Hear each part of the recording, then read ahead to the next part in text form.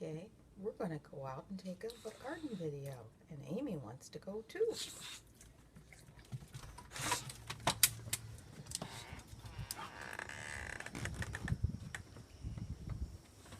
We step right out the door and see the cowabunga cabana.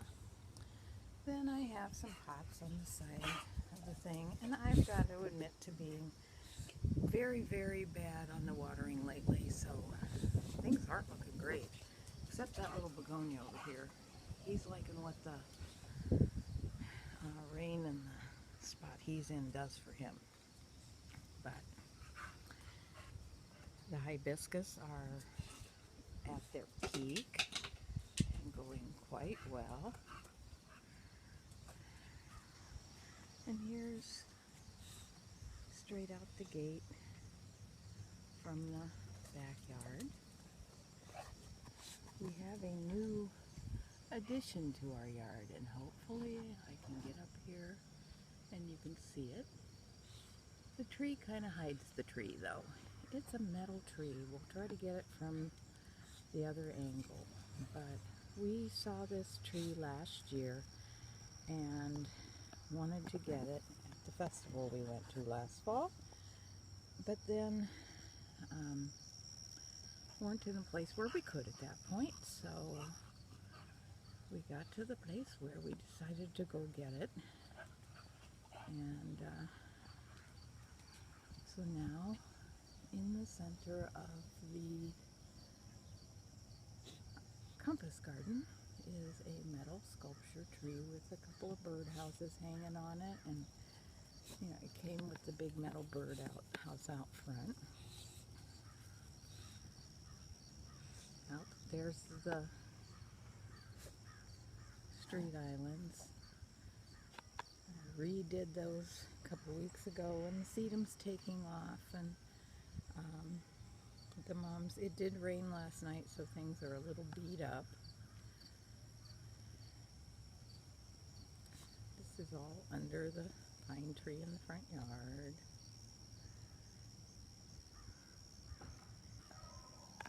And we're really, really, really happy with how the compass garden itself did this year, with putting the petunias and the marigolds in. The points, it really made all the difference in the world. And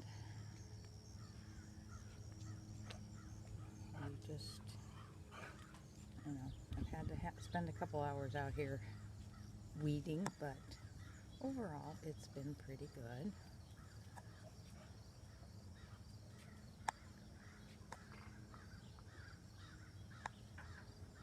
There are definitely the telltale signs that we're coming into fall with all the plants.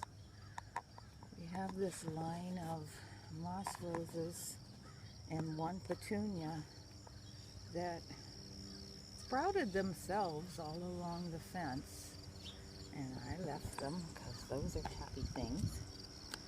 And there are times that they've just been absolutely fantastic. Of course, in the morning right after the rain there's not a lot, but they're starting to get a little stemmy, so it's proof that it's getting into winter. Not quite there, but fall anyway. We had to actually mow a path because I can't remember this ground cover what it's called, but it's also not supposed to be 18 inches tall, and it is, and it was kind of taken over everything all the way out to the tier garden. So it just got mowed not long ago, and that's like covering the cleome all around the pond. It looks pretty, but it sure did fill in on its own.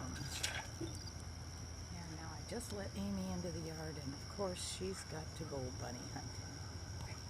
I also planted a lot of nasturtiums this year. I'd never had nasturtiums before, but a neighbor had some, and the blooms and everything with them in hers were just so gorgeous that I decided I was planting nasturtiums. Well, I've got lots of nasturtium leaves, but very, very few blooms this year. Don't know if it'll be better the next time that I do it or not, but I have decided I'm going to do them again and do maybe even more, because for one thing, I would rather, I think, have a variegated flower, and all I have is that kind of orange bloom. So we'll go there. Again, the clammy, or as Bruce likes to call it, the firecracker plant, is going crazy. I will point out that's a from seed mammoth marigold from last year's mammoth marigolds. And see my one little iris that's blooming today, but I've got some other ones coming up. Need to get in there and pull out the dead, but these are some of the reblooming iris that I have. There were actually some of them blooming out front. And the lavender over there.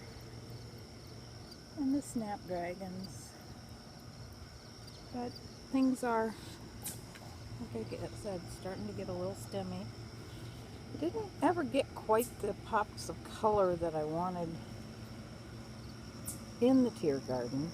And there again, I thought the nasturtiums would do it, but it didn't. So, with lots and lots of green, and it's pretty. We've had a ton of weeding that's had to be done this year. Just barrels and barrels full. That there's these 3 or 4 weeds that just literally, I think what's happening is somebody around here is feeding the birds, and the bird food that they have is literally just a very weed-laden bird food. And I hadn't ever let this one go before.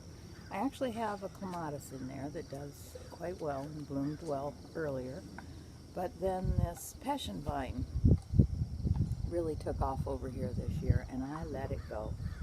So I have tons of passion vine here, and they smell so good. The blooms are really cool.